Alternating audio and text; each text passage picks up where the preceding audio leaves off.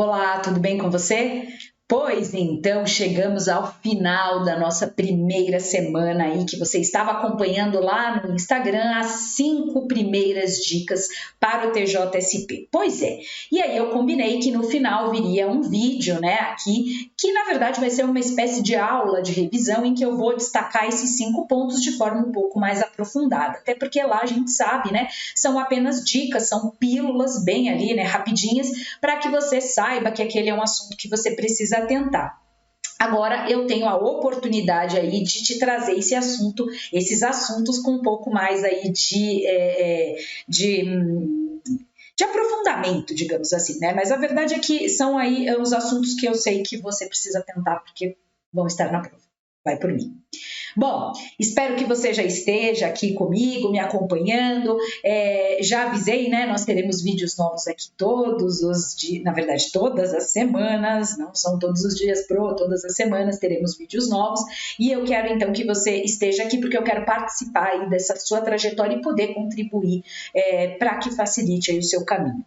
Beleza, vamos lá. Primeira dica foi sobre impedimento e suspeição. E aí, vai aparecer aqui na tela, né? As hipóteses de impedimento, que estão lá no artigo 144, e as de suspeição, que estão no 145. E aí eu falei para você que tem diferença. Sim, porque as hipóteses de impedimento, elas são hipóteses que geram uma presunção, que a doutrina fala em presunção absoluta. E aí você vai perceber, por exemplo, são as hipóteses relacionadas ao parentesco, em que o juiz tem parentesco com alguma das partes, por exemplo. A gente tem outras hipóteses. Mas por que a gente fala em presunção absoluta? E até vou colocar aqui, a presunção iuris et iuri. Vai aparecer aqui para você, presunção iuri et iuri. Por quê? Porque é uma presunção ali que vai ser difícil de afastar. Vai ser difícil. Só se o juiz falar, não, eu não tenho mais nenhum vínculo com essa parte. O parentesco é difícil, né? Imagina, você falar que você não tem vínculo. Até pode acontecer, mas e você já vai entender por quê. As situações de suspeição, o juiz é suspeito. Veja que ambas, tanto o impedimento quanto a suspeição, atingem o quê? A imparcialidade do juiz. Ou seja, pelo fato de existir esta situação envolvendo o juiz, ele não é ali um sujeito imparcial como precisa ser. Então, por isso, ele pode, né, ter que se afastar. Mas as hipóteses de suspeição do 145, elas são um pouco mais possíveis de serem afastadas, e aí geram a chamada presunção relativa, que é a presunção iuris tantum, a presunção que pode ser afastada. Certo?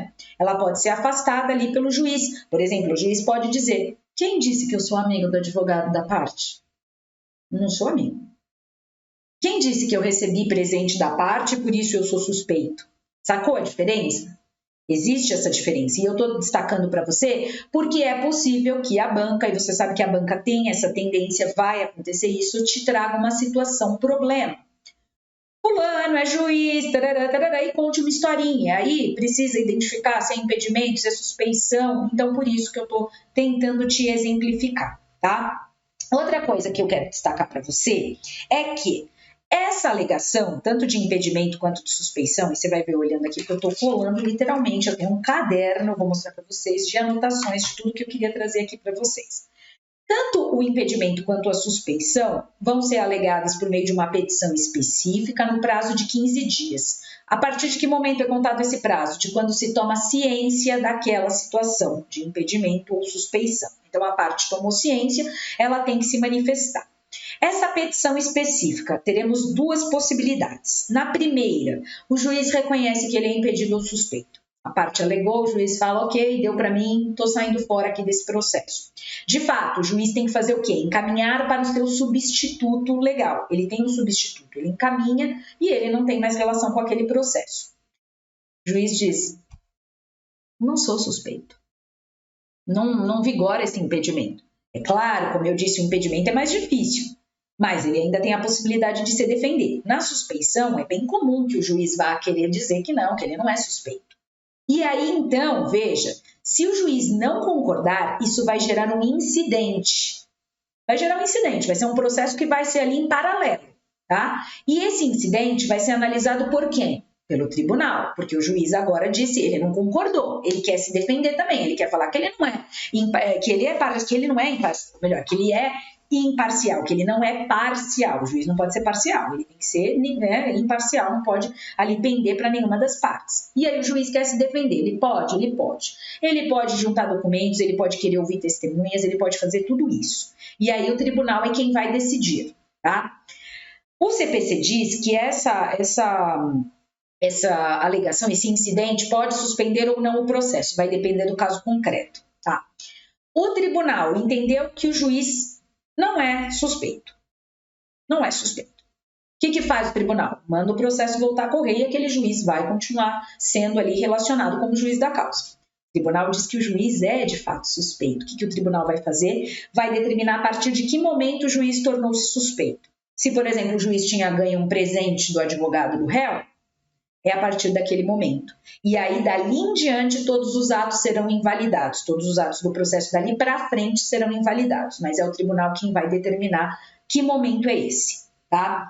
Outro ponto que eu quero destacar com você é que o impedimento e a suspeição também vão aí atingir outras pessoas que têm que ser imparciais no processo. E aí destaco auxiliares da justiça, o que inclusive, acho que ficou repetitivo, mas o que inclui os servidores, tá? Inclui servidores, inclui peritos, certo? Então tem que ter muita atenção para isso. Assistente técnico tem que ser imparcial? Não. O assistente técnico, ele não é imparcial. Ele é indicado pela parte para poder ali acompanhar a perícia. Você acha que eu sou parte, eu vou indicar um assistente que vai falar contra mim? Não, né? Não vou indicar um assistente que vai falar contra mim. Certo? Então, neste caso, é cabível aí que esse assistente não tem nenhum problema em relação a esse assistente ser ou não imparcial. Aliás, ser ou não parcial, ele vai ser imparcial. Ele vai ser, como eu te falei, eu não vou contratar alguém para falar contra mim, certo? Agora, em relação a quem tem que ser imparcial, vigoram também as regras de impedimento e suspeição, com a diferença que aí é o próprio juiz. Se eu disser, por exemplo, olha, o escrevente aí do processo é parente da parte. Aí é o juiz quem analisa se de fato deve afastar essa pessoa para que ela não pratique nenhum ato naquele processo. Beleza? Passamos para o ponto 2. Ponto 2 tratou de citação.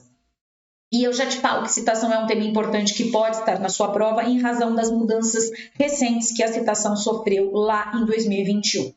Bom, a citação ela é indispensável para o processo, tá? Então a gente precisa lembrar do artigo 238 aqui na tela, certo? A citação ela é indispensável, ela precisa acontecer.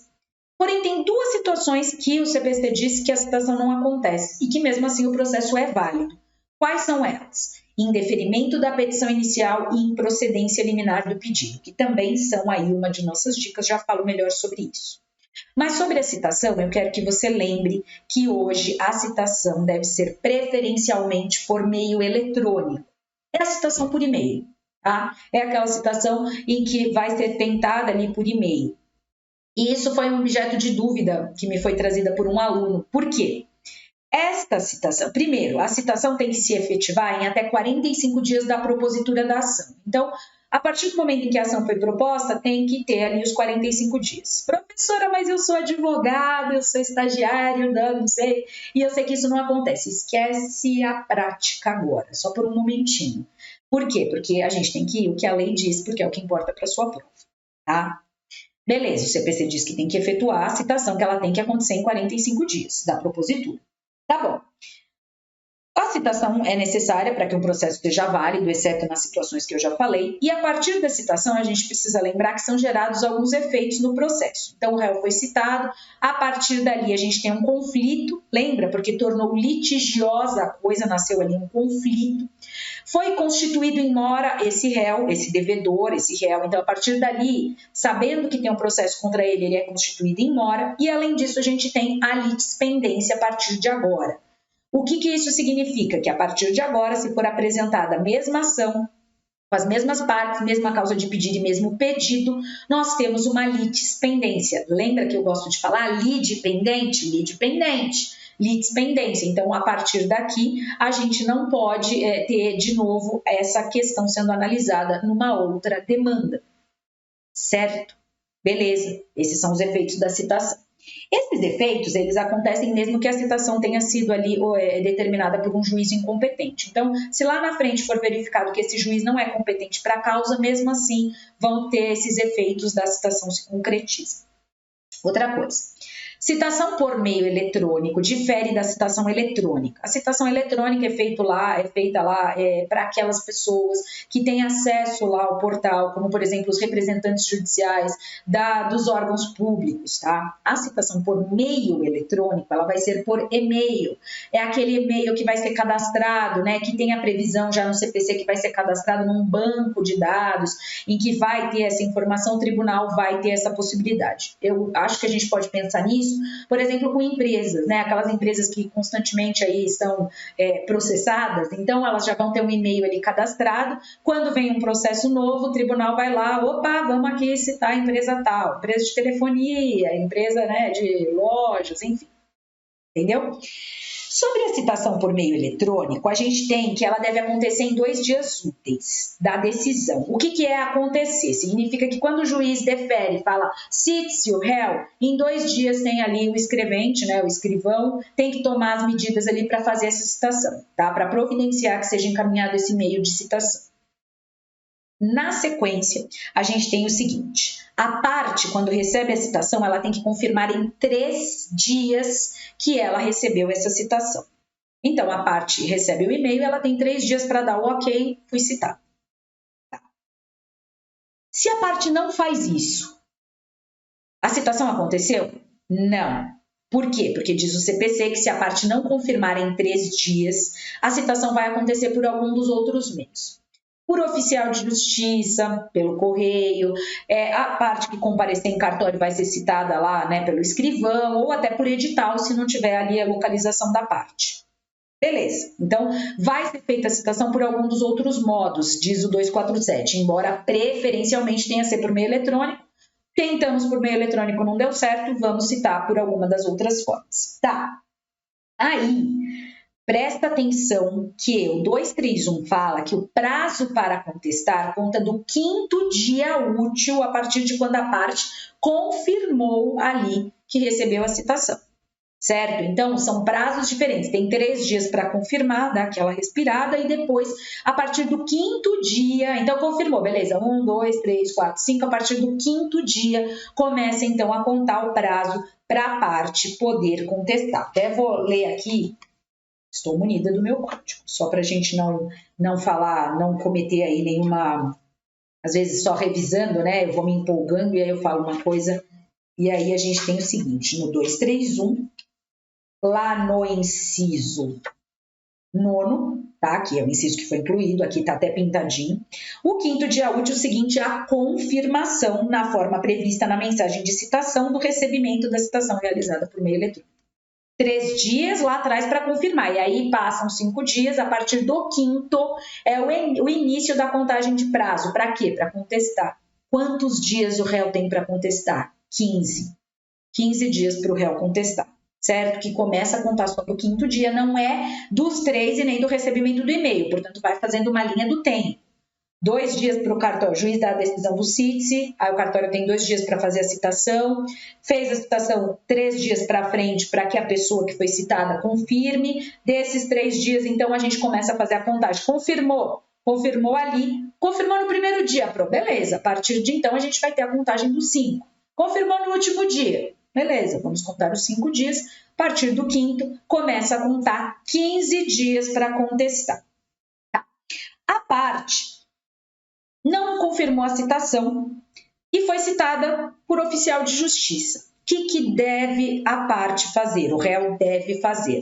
Na primeira oportunidade que tiver que falar no processo, o réu tem que apresentar uma justa causa, ou seja, dizer por que não confirmou a citação. Por quê, professora? Porque se o réu não fizer isso, entende-se que houve um ato atentatório à dignidade da justiça. Anota, ato atentatório. É como se fosse uma ofensa à justiça. Veja, eu estou aqui determinando que agora a citação é por meio eletrônico, que você não confirmou a citação. então me diga por que você não confirmou. Tem que dar justa causa. Justa causa, né? Ah, meu e-mail tava, sei lá o quê, meu e-mail tava sem acesso, enfim. Ok, justa causa foi acolhida. Fala qualquer abobrinha lá, justa causa não é acolhida, ou nem dá uma justificativa. O que acontece então? Multa. Multa de até 5% do valor da causa. Até 5%. Não é menos que... Pode ser menos que 5%? Pode. Pode ser mais que 5%? Não, é até 5%. Sempre tome cuidado com esses até, tá? Beleza. Bom, sobre citação e sobre citação por meio eletrônico, era isso que eu queria trazer para você de revisão. Dica 3 foi sobre tutelas.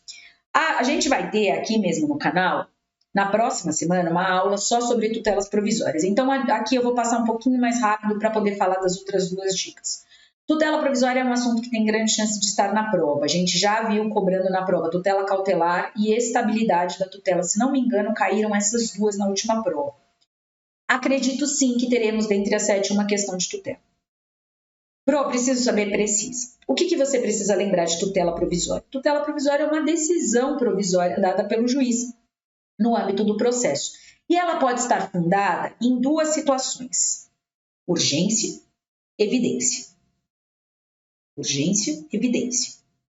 Na evidência, vou começar ao contrário, a gente tem que ter uma situação ali evidente, uma situação ali na cara do juiz, né? Que já justifica eu pedir essa decisão provisória, que o juiz já decida ali aquilo que eu quero. E aí, então, vamos lembrar do 311, por exemplo, se tivesse súmula a respeito daquele assunto, essa é uma situação evidente que está a meu favor. Por isso, justifico o meu pedido de tutela provisória. E a urgência? A urgência é diferente, porque aí eu preciso comprovar os requisitos da urgência, que são 2. Probabilidade do direito e risco de dano ou perigo ao resultado útil do processo. Ou seja, risco de, se eu não tiver essa decisão agora, vai dar ruim. Vai dar ruim, falando português aqui bem claro. Tá, vou mudar aqui que eu já estou passando para as outras dicas. Beleza. Aí, o que acontece? Tem que comprovar os requisitos. A tutela de urgência, ela pode ser de 2 formas: antecipada e cautelar. Não confunda antecipada com antecedente, são coisas diferentes e você já vai entender. Antecipada, eu quero antecipar aquele que é o meu pedido final. Exemplo que você não vai esquecer. Aquela pessoa que ingressa com uma ação contra um plano de saúde, ela precisa fazer um procedimento cirúrgico e o plano de saúde não autoriza e ela precisa disso, por exemplo, em 72 horas, às vezes até menos. Ela quer o quê? Ela quer que o juiz já dê essa tutela agora. Tem a urgência? Tem. Tem ali, né, probabilidade do direito, perigo de dano? Tem, né? Se eu for esperar o processo levar 6 meses, nem adianta mais. Então, eu quero que o juiz me conceda aquilo que eu pretendo no final. Eu quero que ele antecipe. Por isso que é antecipada.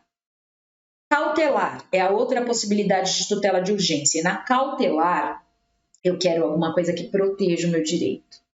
Proteja-o. Por exemplo, eu tenho uma ação contra o réu e eu sei que o réu está vendendo tudo.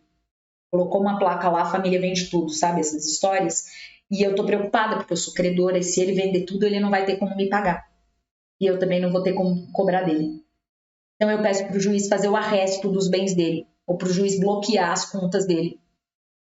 Essa é a tutela cautelar. Eu não quero que o juiz antecipe, que o juiz já mande ele me pagar. Não, eu quero que o juiz conceda um arresto. Pode ser um arresto, pode ser um sequestro, pode ser um arrolamento de bens. Enfim, eu quero qualquer medida que proteja, que me dê segurança de que no final eu vou ter como conquistar o meu direito. Essa é a tutela cautelar. Quanto ao momento, as tutelas podem ser antecedentes e incidentais. Antecedente é a tutela que eu peço antes de tudo. Eu já tenho ali uma situação formada, eu já quero logo. Por exemplo, do plano de saúde, a urgência já está aqui, eu já faço ali rapidinho, o advogado já vai, elabora rapidamente ali o pedido, já encaminha para o juiz, assim, rapidinho. Antecedente. Incidental, a situação, por exemplo, do arresto. Eu só soube que ele está vendendo tudo já com o processo em andamento. Então, durante o processo, incidentalmente, eu vou pedir a minha tutela. Beleza. Sobre tutela é isso, lembrando que nós vamos ter uma aula específica. 4, foi a dica sobre indeferimento da petição inicial e sobre improcedência liminar do pedido. Acho que isso pode estar na prova. E essas duas hipóteses têm algumas semelhanças, mas têm diferenças. Primeira diferença é que indeferimento da petição inicial gera a extinção do processo sem resolução do mérito. Eu não consigo que seja resolvido o mérito e eu costumo dizer, são situações em que o processo não vai vingar, o processo não vai seguir. Na improcedência liminar, não. São situações em que o juiz bate o olho e já fala. O autor não tem esse direito. E aí o juiz já dá uma decisão de mérito liminarmente. Por que liminar? Porque ele não cita o réu. Essas duas situações têm em comum o fato de que o réu não precisa ser citado e esse processo é válido, tá? Como eu já falei. Tem também em comum o fato que o juiz pode se retratar. O que é se retratar? Pro, voltar atrás. Professor, isso nunca acontece. De novo, esqueça a prática. No CPC diz que o juiz pode voltar atrás e ele tem 5 dias para isso. Juiz se retratou. O que acontece? O processo volta a correr. Então eu falei para o juiz, pelo amor de Deus, não vai indeferir minha petição inicial, tá tudo aqui, olha, eu juntei os documentos. A juiz analisa e fala, realmente, vamos voltar de novo. O juiz fala, indeferida está a sua inicial. Ou, de fato, seu pedido é liminarmente improcedente. O que vai acontecer? Eu apelo. Eu posso apelar? Posso, 15 dias. Lembra, recurso de apelação, 15 dias da sentença. Posso apelar? Posso. O que acontece na apelação? Aí a gente vai ter uma outra situação. Aí o réu vai ser citado. Porque aí o réu precisa compor essa relação processual.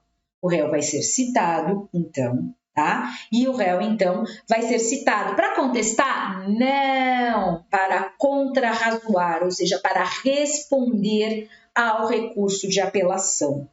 É diferente, portanto, de uma citação normal, tá? O tribunal acolheu o recurso do autor, o processo volta para a primeira instância e depois disso o réu vai ser intimado. Não é citado, Pro? Não é intimado, ele já está no processo e agora ele vai ser intimado para apresentar a defesa. O tribunal não acolheu, o processo vai ser extinto, certo? Aí encerra o processo, claro, se não tiverem outros recursos. Beleza, presta atenção nesses pontos.